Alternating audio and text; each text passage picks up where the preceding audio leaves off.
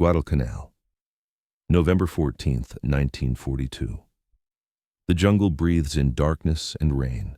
A Japanese medical officer kneels behind the broken trunk of a palm tree, his breath shaking as he watches an American Marine drag himself through the mud, one arm gone, the other trembling. Then, something impossible happens. The Marine pulls a small metal tube from his pouch, jams it into his own thigh, and sighs. The pain fades. No medic, no ritual, no light, just survival. That tiny object, a morphine Syrette made in Brooklyn, does what entire medical units in the Japanese army cannot. Lieutenant Akira Nakamura suddenly realizes the truth. The enemy he was told was soft has mastered pain.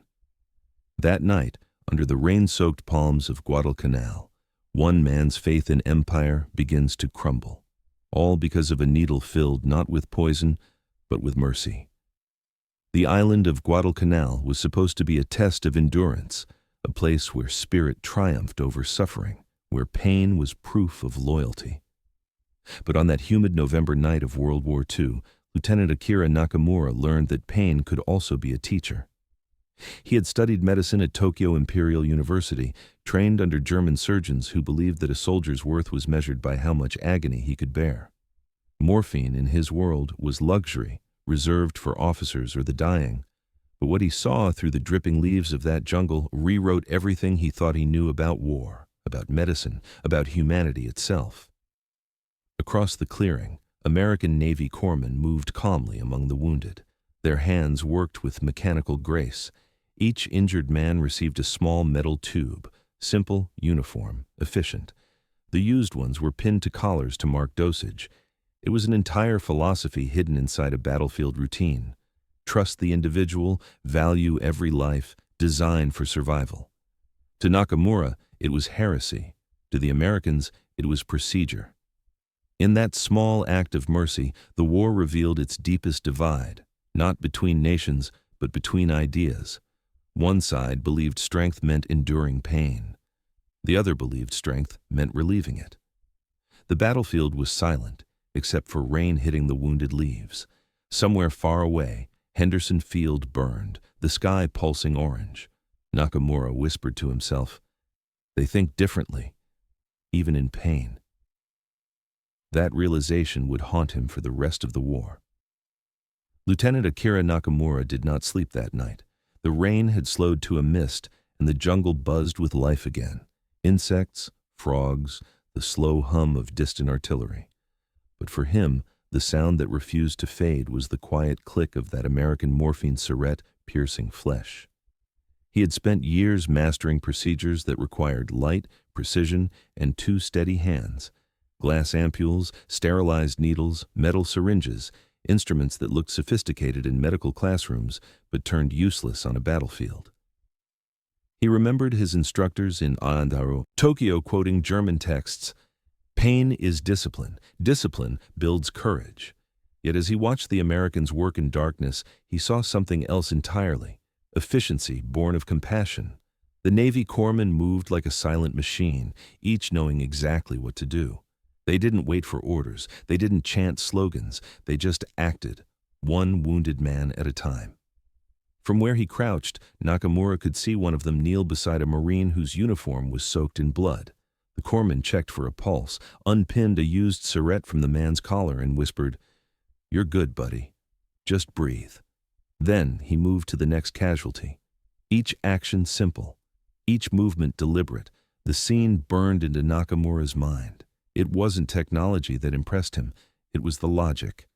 Every used morphine tube marked the patient. No confusion, no overdoses, no waste.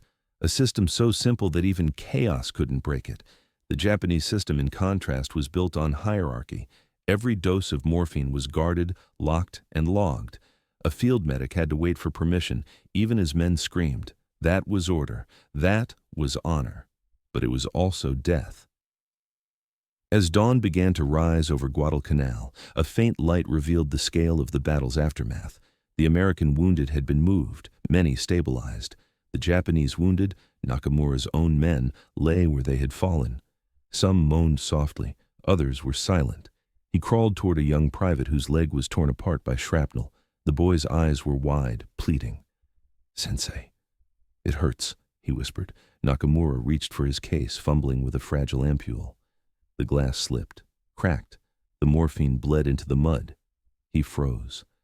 The boy began to shake uncontrollably, not from fear, but from shock. Nakamura pressed his hand against the wound, whispering prayers, but the boy's breathing grew shallow. Minutes later, he was gone. For the first time since the war began, Nakamura felt not anger toward the enemy, but shame toward his own system. When the body was carried away, he sat alone beside his field kit. He opened one of the captured American pouches that had been taken from a fallen Marine. Inside were 2 unused morphine syrettes, each sealed, labeled, and stamped E.R. Squibb and Sons, Brooklyn, New York. He examined the metal tube carefully. The design was almost elegant in its simplicity, collapsible, airtight, with a small needle already attached. A thin wire loop hung at the end. He pulled it gently and heard the faint pop of the seal breaking. Inside was a measured dose, 30 milligrams of morphine tartrate, enough to save a life from the edge of shock. He understood immediately what this meant. The Americans had thought about the unthinkable, soldiers alone, under fire, unable to move, yet still capable of helping themselves. It was a device that assumed soldiers were capable of reason even when dying. To Nakamura, this was revolutionary. His entire education had been built on the idea that hierarchy preserved order. But what if freedom preserved life? He wrote in his small notebook that night, under the dim light of a captured flashlight, "The Americans give power to the individual. We take it away. Their medicine trusts the soldier. Ours fears him." The more he thought about it, the more he realized the implications. If this was how the Americans treated pain, democratized, standardized, simplified, then perhaps this was why they fought differently. Their strength came not from obedience, but from empowerment. Later, he showed the Syrette to another Japanese officer, Captain Hiroshi Yamada. Yamada scoffed. "They are weak," he said. "They cannot endure pain. That is why they make toys." Nakamura didn't respond. He just held the small metal tube in his palm and thought of the boy he had lost that morning. Weakness or wisdom? That night, as the jungle settled back into uneasy quiet, Nakamura sat alone, listening to the steady rhythm of rain returning. In his hand, the Syrette gleamed faintly in the moonlight. It was nothing, a small piece of metal and morphine. Yet it carried an idea powerful enough to shake empires, that mercy could be manufactured, mass-produced, and carried in every soldier's pocket. And in that thought, he sensed something dangerous, not for the Americans, but for Japan itself. If the enemy's compassion was organized, industrial, and relentless, then no amount of discipline could stop it. Task 3. The Axis Paradox, 1,000 words. Thousands of miles from Guadalcanal, winter swept across the deserts of North Africa. In a field tent near Kasserine Pass, German Dr. Wilhelm Becker sat at a rough wooden table, his hands trembling slightly as he examined a strange American object. A small metal tube, no longer than a man's finger. Attached to it, a thin needle and a wire loop. It had been taken from the body of an American soldier killed in the fighting. At first, Becker thought it was a cartridge or a detonator. But when he saw the label, morphine tartrate, 1 to 2 grain, E.R. Squibb and Sons, Brooklyn, N.Y., a slow unease crept into his mind. He had served the Wehrmacht since the invasion of Poland, trained in the strict German school of medicine. Morphine was sacred, controlled, documented in triplicate. Only medical officers could touch it. Soldiers were forbidden to self-administer. It was order, it was science, and it was slow. Outside, artillery thundered. Wounded men screamed for help. His assistants struggled with shattered glass ampules, trying not to cut their fingers while drawing morphine into reusable metal syringes. Dust mixed with blood. The syringes clogged. A few soldiers died before their injections were even ready. Becker looked back at the small American tube. One pull of the wire, one squeeze of the hand, and pain vanished. The device was foolproof, immune to dust. Panic to inexperience. He turned it in his hand and whispered, "They solved a problem we never even saw." Across the camp, another doctor, Captain Giovanni Rossi of the Italian 185th Airborne Division, was having the same revelation. In his report after El Alamein, he called the American morphine Syrette una piccola rivoluzione, a small revolution. Italy's army, proud of its Roman medical heritage, still believed in complex procedures in the hierarchy of physicians and surgeons. Yet Rossi's medics, desperate for supplies, had started using captured American Syrettes. He watched a young orderly figure it out within seconds, breaking the seal with the wire, injecting the dose, pinning the used tube to the patient's collar. It worked perfectly. No waste, no infection, no hesitation. That night, Rossi wrote in his diary, "We call them primitive, but they have made medicine that even the wounded can use. Perhaps that is true civilization." Meanwhile, back in Berlin, such thoughts were dangerous. The High Command's medical department had long followed the doctrines of the Kaiser Wilhelm Institute: discipline, control, purity. To let ordinary soldiers touch narcotics was to invite chaos, to suggest otherwise bordered on treason. When Becker's report reached his superior, Oberst Heinrich Zimmermann, it was quietly dismissed. "Americans rely on tools because they have no spirit," Zimmermann wrote. "We Germans endure." But on the front lines, endurance was running out. The Eastern Front consumed men faster than any ideology could replace them. Wounded soldiers lay in frozen trenches, waiting hours for medics who never came. Many died, not from their wounds, but from shock, pain untreated, heart slowed by agony and cold. By early 1943, rumors spread among the German troops. The Americans carried magic tubes that killed pain instantly. Some called them Wunderröhrchen, miracle tubes. Others thought it was propaganda. Becker knew better. He had used one himself after a shell fragment tore into his leg. The relief was immediate, almost divine. He hid the empty tube in his pocket like a secret sin.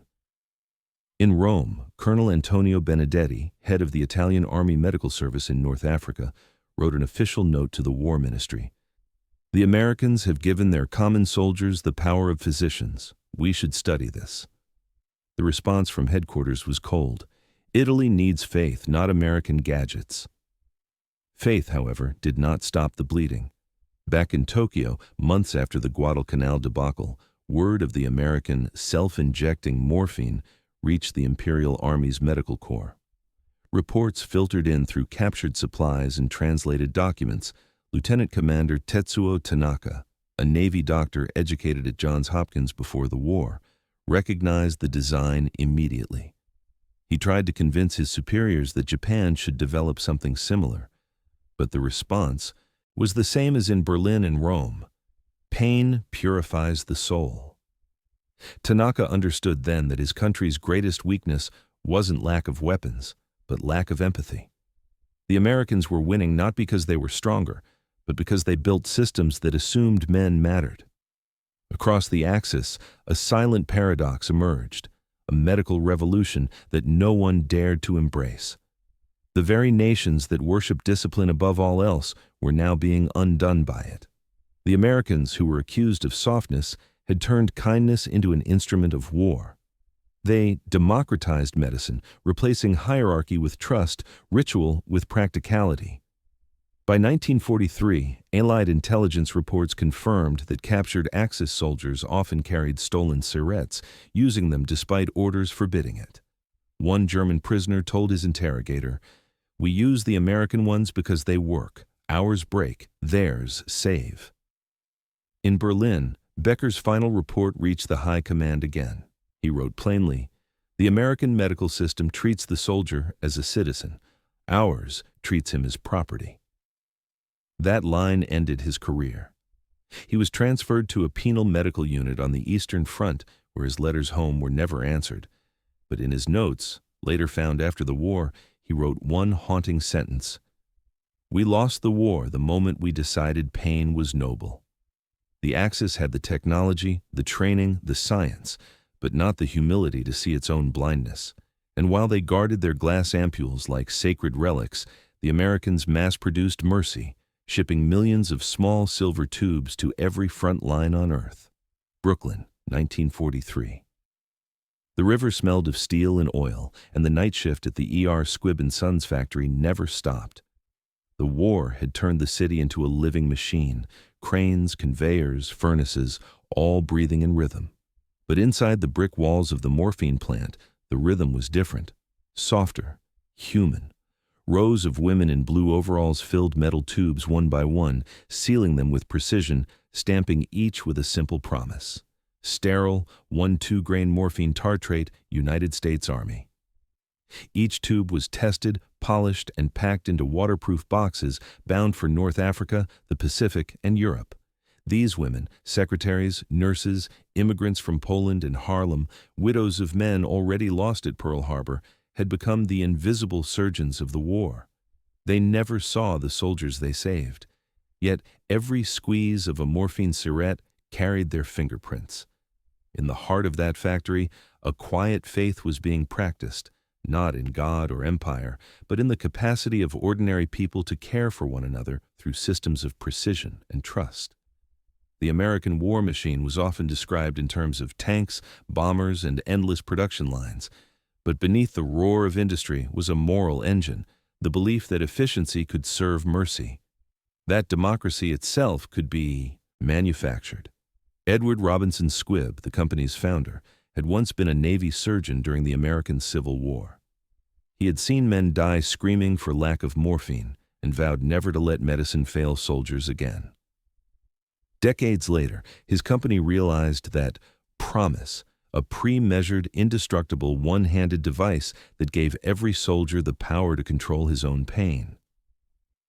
In 1940, when the U.S. Army adopted the morphine Syrette, the contract demanded millions. The challenge was not only scientific, it was moral. Could a democracy trust its citizens, its soldiers, with narcotics? Could it assume discipline not from fear, but from education? The answer was yes. Each recruit received training. Remove cap, use wire to pierce seal, inject under skin, pin to collar. Simple, clear, equal. By 1943, over 10 million morphine Syrettes had been distributed.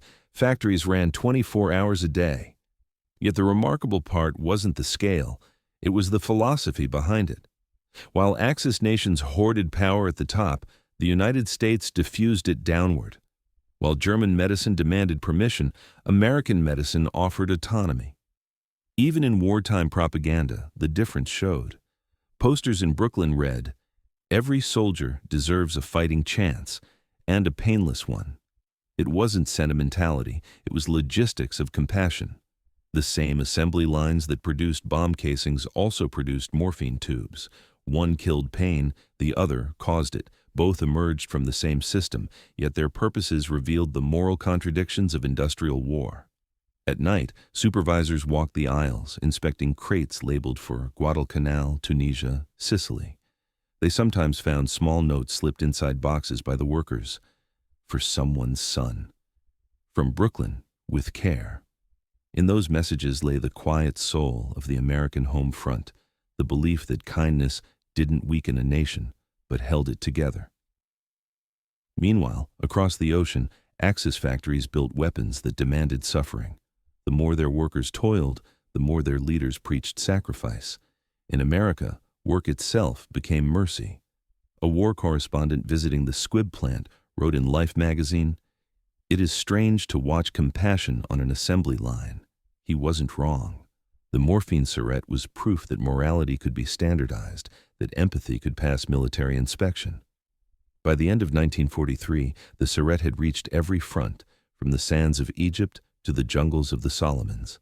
Commanders reported fewer deaths from shock, faster recovery times, calmer wounded.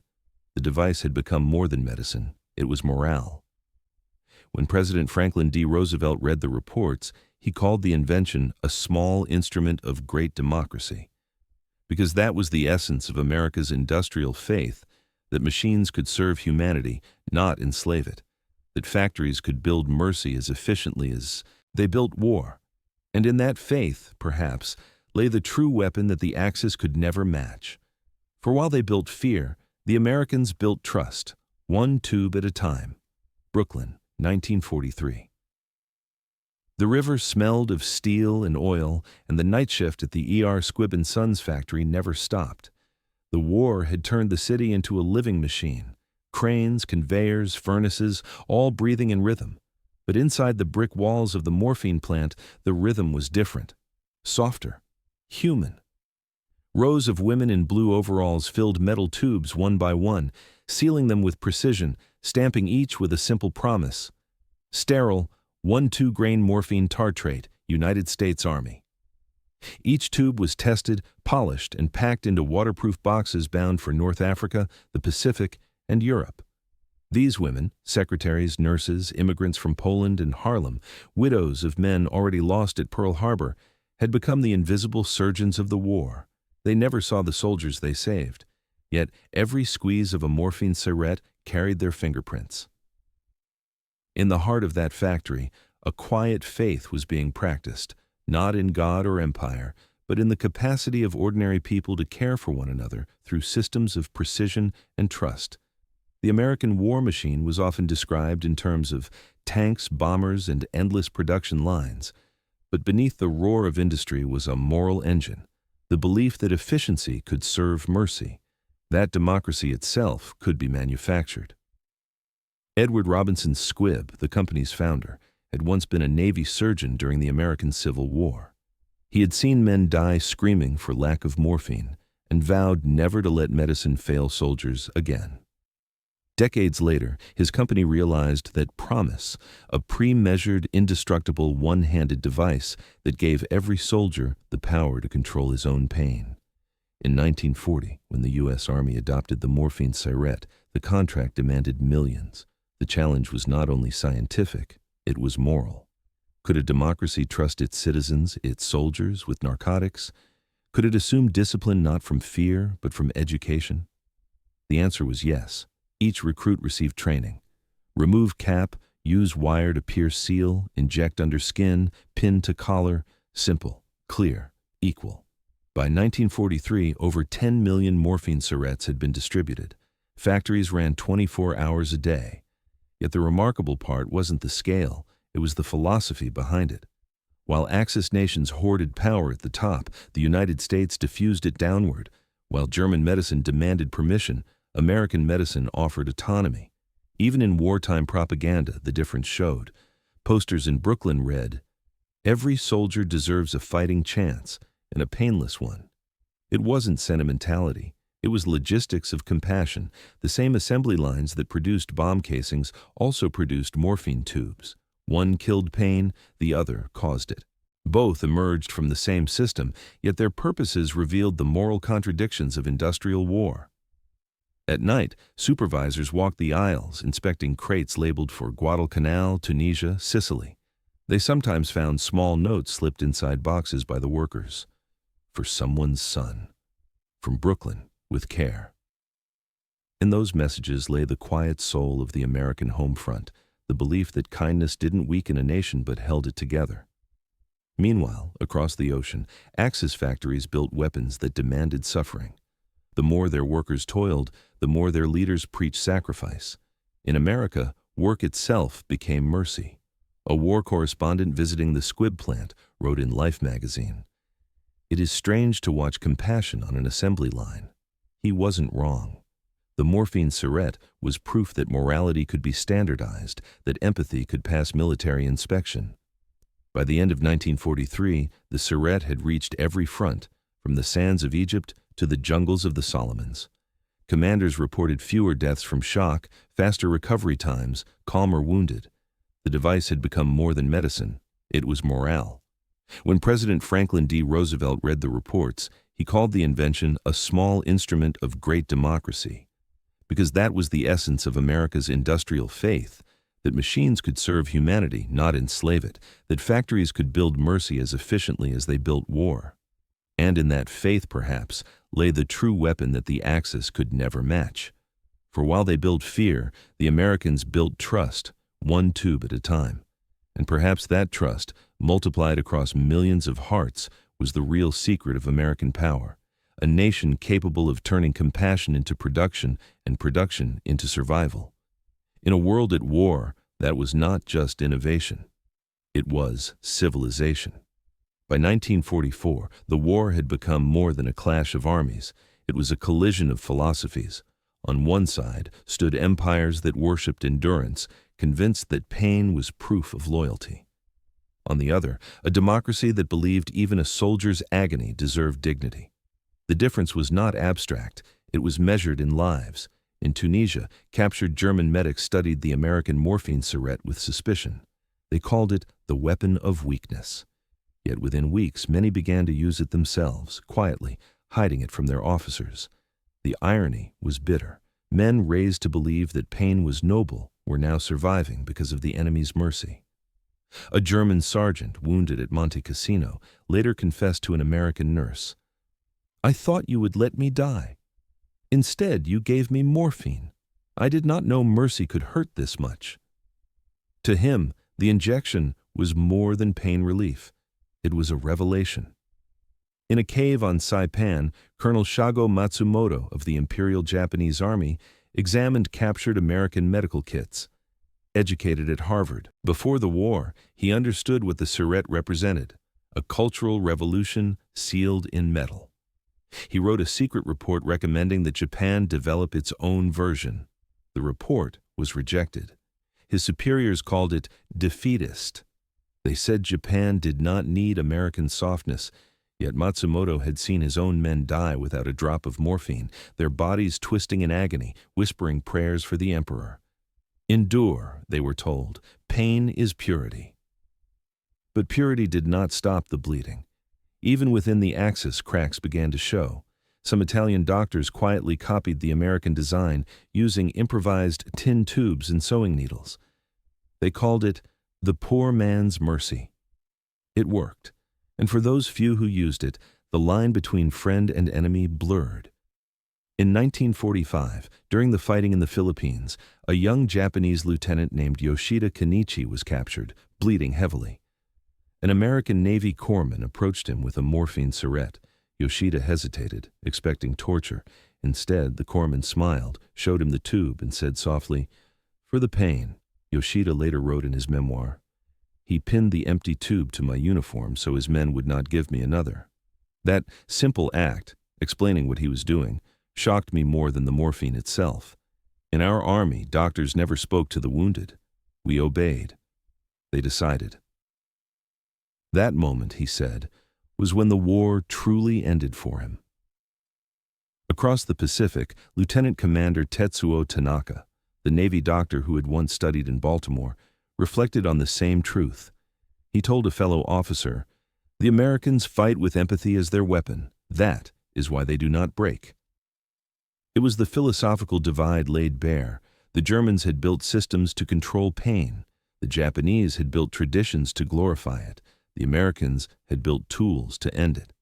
When the Allies invaded Normandy, captured Wehrmacht soldiers were astonished to receive morphine before interrogation, before treatment, before even being asked their names. The message was unmistakable. Humanity first, victory second. One SS officer, Lieutenant Karl Hoffmann, later wrote from a prison camp, "They gave me morphine before I gave them answers. It was the first time I felt treated as a human being rather than as property of the state." The more the Axis soldiers saw this, the more their certainty eroded. Their ideology demanded suffering, their enemies offered relief. And between those two forces, obedience and compassion, obedience began to lose. By 1945, it was clear that technology had not won the war alone. It was philosophy that had tilted the balance. The morphine Syrette was only metal and medicine, but it symbolized a larger truth. A civilization willing to ease pain will always outlast one that worships it.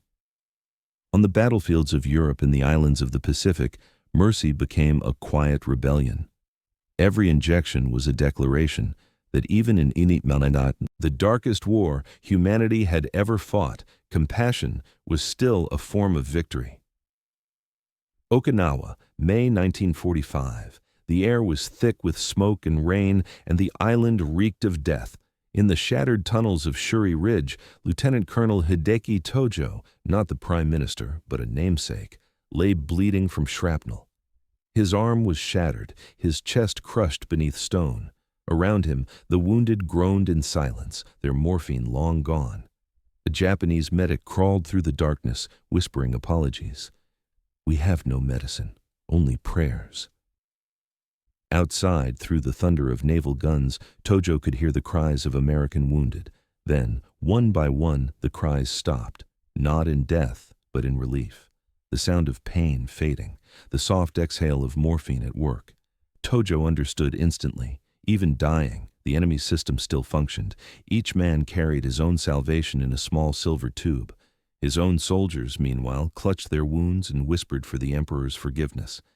As Tojo's vision dimmed, he thought of the endless lectures about purity and honor. None of them had mentioned mercy. His final thought before the dark took him was not of victory, but of envy. When the war finally ended, silence fell heavier than the bombs had ever sounded. Hospitals overflowed with the wounded, not soldiers anymore, just human beings. In Tokyo, Berlin, and Rome, doctors looked at their empty medicine cabinets and realized the truth too late. They had lost not only the war, but the meaning of mercy. American medical officers toured the ruins and found shelves of broken glass ampules, supplies that had never reached the front. They found diaries filled with words like endure and purify. But endurance without empathy had only produced corpses. Lieutenant Akira Nakamura, now a prisoner of war, watched as American medics treated Japanese wounded with the same morphine syrettes they used on their own men. He whispered to another captured officer, "They have won because they refused to let pain become virtue." It was a lesson no textbook could have taught. The morphine syrette had begun as a tool of medicine, but by 1945 it had become a mirror, reflecting the soul of two civilizations. One saw pain as purification, the other saw relief as duty. And in that difference lay the moral outcome of World War II. After the war, the morphine syrette continued its quiet service. It crossed new oceans and new generations, Korea, Vietnam, and every battlefield where a wounded soldier needed a moment of mercy before the evacuation helicopters arrived. But its legacy reached further than combat. Veterans returned home expecting hospitals to treat pain immediately, respectfully, and equally, just as they had been treated on the battlefield. Civilian medicine changed forever. In Germany and Japan, reforms followed. Military hospitals abandoned the old doctrine of endurance. Pain relief became standard practice. No longer a sign of weakness, but of civilization itself. Dr. Shago Matsumoto's suppressed wartime report was rediscovered in 1952 and quietly added to Japan's new medical curriculum. His words, once censored, became prophecy. A nation that refuses to relieve suffering will eventually die of it. Even in the United States, the morphine syrette's philosophy spread beyond medicine. It shaped a generation's sense of justice that help should be immediate, practical, and available to everyone. Factories that once made weapons turned to making hospital supplies. Engineers who designed bullets now built syringes. Compassion became infrastructure. And perhaps that was the most profound legacy of World War II, the understanding that the worth of a civilization is measured not by how much pain it can endure, but by how swiftly it can relieve it. The morphine syrette was a small invention, a collapsible metal tube, a wire, a needle, yet it carried inside it the greatest secret of democracy: trust. Trust that every soldier, every citizen deserved control over his own suffering. Trust that mercy could be given, not rationed. Across battlefields, it saved lives, American, German, Japanese, Italian, without asking for flags or allegiance. It proved that compassion could cross even the most brutal front lines. And long after the tanks rusted and the empires fell, the idea inside that tube endured, that the smallest act of care can outlive the largest act of war. Today, when we speak of World War II, we remember Normandy, Hiroshima, Stalingrad.